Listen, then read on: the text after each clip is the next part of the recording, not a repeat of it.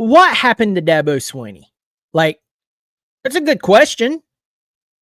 The guy takes over the team back in 2008 on an interim basis, did what he did, won the 2 national championships, the playoffs and everything. And then he became the stubborn guy, or that's how it was perceived. And now things are changing from stubborn to strategic. That's cheesy. You should make fun of that. But it's a good question. What happened? I'm going to talk about that in a second. Welcome to the channel. I'm glad you're here talking Clemson football with me. And if you like doing that sort of thing, I hope you'll subscribe to the channel. It is free. That's the easiest way to support the channel. So pass it along to your friends, neighbors, and all that crap. Listen, I know what it's like to text dumb stuff to my buddies. I hope you'll text this video or one of your favorite videos of mine to your buddies and say, hey, you know the dumb stuff I send you? Yeah. Well, this is some more dumb stuff, but I think you'll really enjoy it. Go check it out and subscribe. I hope you'll do that. Last but not least, before I move any farther, right below the video, you're going to see a link to the College Huddle. It was an interview I did with my buddy Eric Boggs over there with the College Huddle. Hey, I'm the representative for Clemson over there. Believe it or not. Yeah, I know. Slim pickings. But go over there, check out that video. I asked last week, make this the most watched video on his young channel. Y'all did it. But here's what I'm asking you.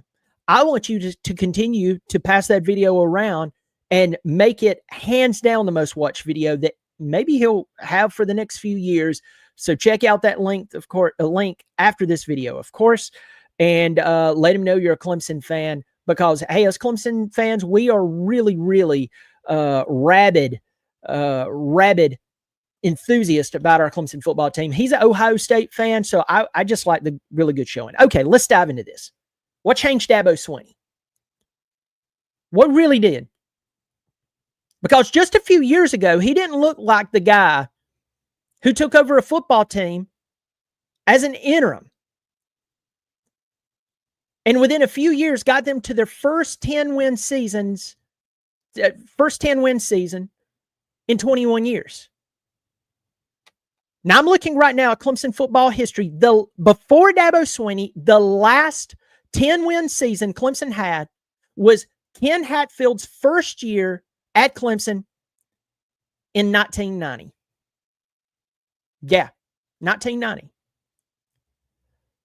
Danny Ford had just been done away with, and he was fired with 3 consecutive 10-win seasons, winning their bowl game. They fired him. But after that 1990 season with Ken Hatfield, you would have to go all the way to 2011 when Clemson won their first had their first 10-win season in forever and won their first ACC championship in forever. And Dabo Swinney did it. We know what he did after that. 11 wins. Winning the first Orange Bowl that Clemson had won since the 1981 championship. Winning 14 games, making it to the national championship and losing by 5 points to Alabama, winning the national championship over Alabama, having a 12-2 season with Kelly Bryant, still making it to the first round of the college football playoff. The very next year, winning 15 games, going 15-0. Then after that, 14-1, 10-2, 10-3, 11-3 in 22, but lost the Orange Bowl. Then we know what happened in 23. Something happened. Something changed with this guy. It's one of the best stories in college football, and just a few years ago, it looked like it was turning into a not-so-good story. Let's talk about not-so-good part. Now, I'm not going to spend a ton of time on this, but I do want to go back in this because go into this really, really heavy. Well, you'll see in just a second. I have worked for companies of different sizes. I've worked in the software industry. I've worked in the IT industry. I am not, I'm in sales. I am not a software developer. I'm not an engineer. I've worked with a ton of them. But I've worked with people who has had success. They had success at one time, but they're no longer having success. You can't talk to them. The glory days are over, but they're still hanging on to the glory days like a leech on a willing or unwilling subject. The industry has changed, but they don't want to hear that. That's excuses. You don't give it. Hey, listen, no excuses here. I need results. You've heard that before. I have too. And that's what it looked like was going to happen to Swinney. He was on top of the world. He had more success than all of us put together. I admit that. And unless you're Nick Saban or Bill Belichick, no one's had more success than you. You could throw out that Urban Meyer won 3 national championships and say, Brian, you're wrong there. Okay, great. All right. But Kirby's tied with this guy. Dabo and Kirby have 2 national championships. There was a recent coaching ranking that came out and had Clemson's Dabo Swinney at number 3, Kirby Smart either at number 2 or number 1, and at number 2 or number 1, Ryan Day was there. Ryan Day just got off of the hot seat after being on the hot seat for many, many years. Dabo Swinney won 2 national championships.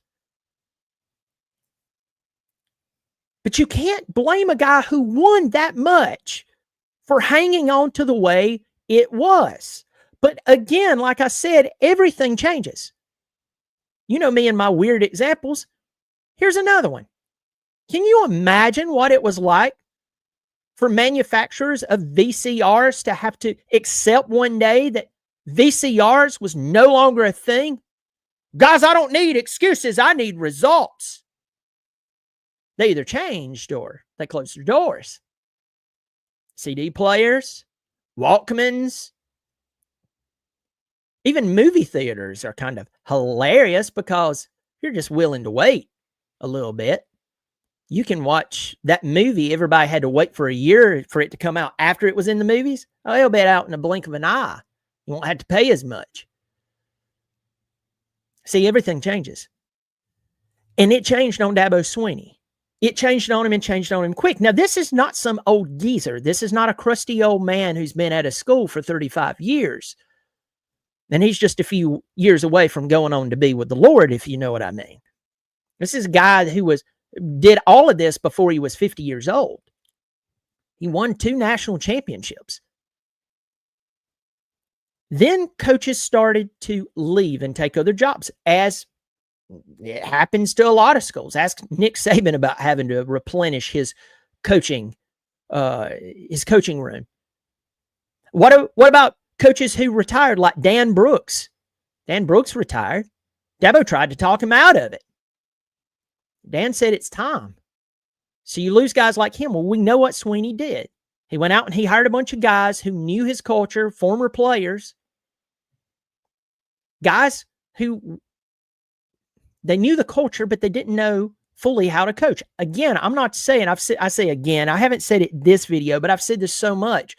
For a lot of those guys, I don't know if they're going to end up being incredible coaches, but Clemson is not the place to cut your teeth. You can be a GA. You can go coach at another school, prove yourself, and if you're good enough, Clemson will bring you back.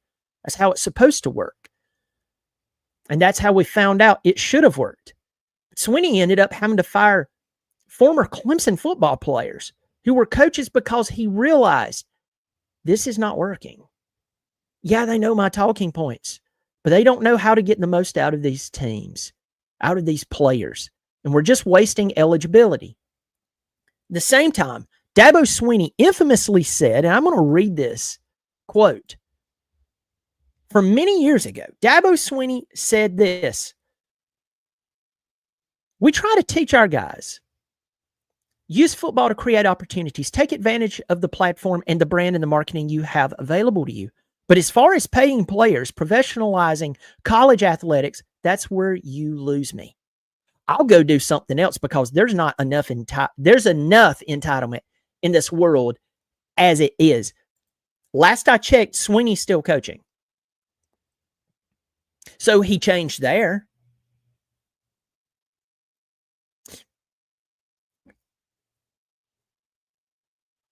Now he's spearheading a program that will pay every player on the Clemson's football team.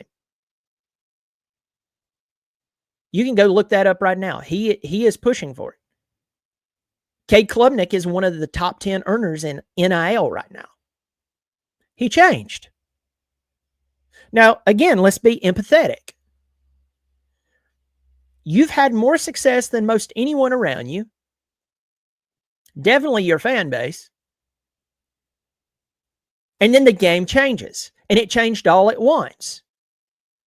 Internally and externally. What I mean by that, again, internally, you had coaches who they left to take coaching jobs, which is very common, or they retired. Simultaneously, and this is where people messes up their idea of what happened at Clemson. There's a bunch of people out there, and I just talked to Eric in that video. The link's below this video. You need to go watch it.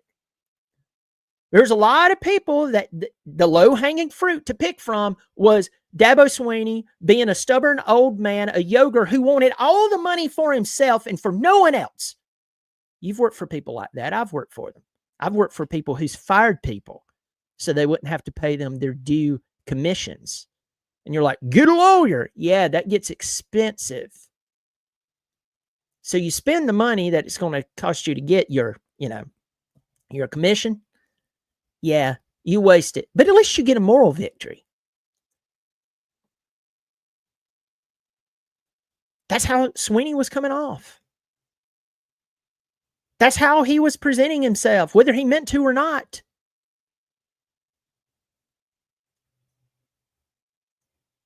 What happened?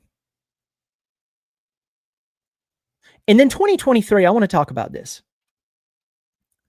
2023, I was really concerned about him because I've said this a few different times and I'm going to say it again.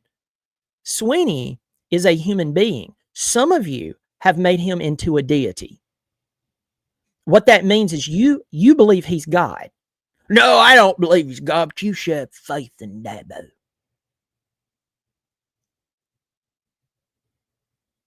Sounds like a God to me. And I think if Swinney could sit down with you just in private, maybe get a little personal with you, he'd look at you and say, hey, I appreciate the appreciation and stuff. It means a lot to me, but I need you to understand. I fart. I get mad sometimes and say things I wished I didn't. Sometimes I deal with hard feelings towards people. Sometimes I make some really bad decisions. Maybe I don't admit it openly, but I do. I have thoughts inside my mind that if it were to ever come out, people would think so less of me, it would be ridiculous. He's a human being. He is not God. Good grief. Some of you, I still stick with this, even though the tide is changing at Clemson. Some of you are not fans, you're cult members. And it's weird. It's time to chill. It's time to chill out.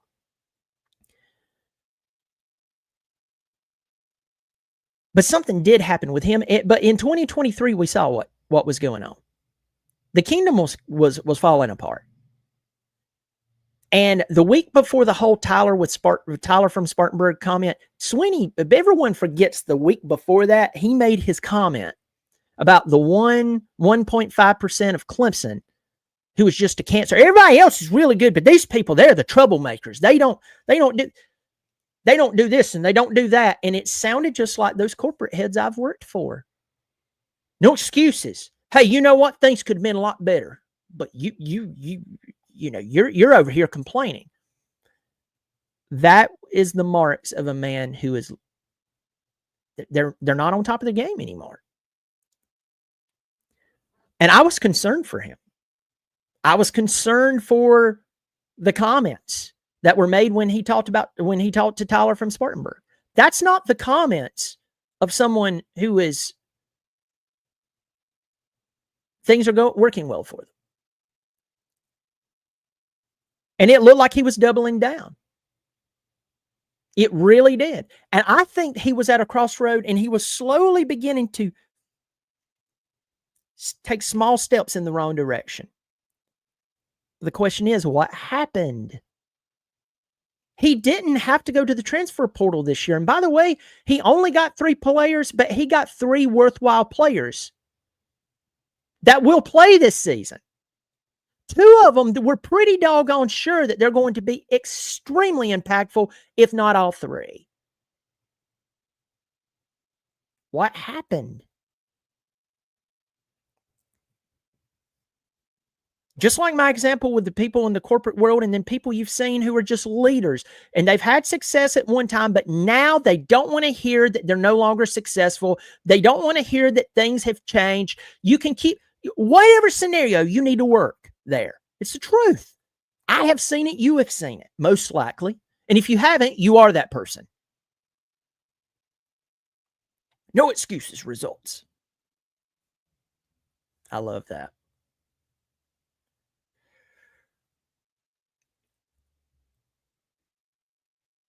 Did Dabo Swinney have a conversation with someone or some people who he truly respected? Maybe it was one conversation. Maybe it was multiple conversations from different people, like maybe Tony Dungy, maybe Nick Saban. Maybe it was a combination of different people. Maybe he was sitting on the toilet one day and it occurred to him. I want to know in the comments section, what do you think happened? Really? And listen, this is not the time to smash Swinney, but this is also not the time for some of you apologists to come out and, make him a deity again. Something did happen. Something changed. And I'm thankful for it. I'm glad he's back. And I want to say this, Swinney, I said that if he would make the proper changes, if he would come back to hiring really good coaches, that was really it. I wasn't too worried about NIL and transfer portal. I've told you that over and over. The transfer portal and NIL was not my main concerns. Get some really good coaches in there, and a lot of favorable things will happen for Clemson. But he is using the portal. He is using NIL. I said that if he would make these changes, you would see a guy who would return to the top of college football and would be a pain in the butt for everyone around him. Now, there's a lot that's going to have to be done in this upcoming season. If Clemson loses 3 regular season games this year, it's a failure. It's hard to win. Then give all the money back. And I'm not saying that towards Swinney. I'm saying that in reference to the excuses you hear about it's hard to win and you have the world at your fingertips. I'm saying that to any college football coach, any position coach. You're coaching a game and being paid ungodly money. Great. You have the personnel. But I think he has it this year. Is he going to win a national championship? I don't know. I'm not going to predict that. But whatever has changed with Swinney is resonating all the way through recruiting. Right now, Athlon and Lindy's, it's preseason. I know that they set out, they give their rankings to certain fan bases just to get them all excited so they'll buy more magazines. And the TV shows will rank people at a certain ranking in the preseason just to drive views. Trust me, that's a real thing. But Clemson legitimately looks like a top 10 team. And Lindy's and Athlon's right now has them top 5. But things have changed. What happened? From seemingly stubborn, which I can't blame the man. He had a lot of success, to strategic. Y'all leave your comments below and let me know what you think, because I think Dabo Swinney's on the right path. I think he is where he's supposed to be right now.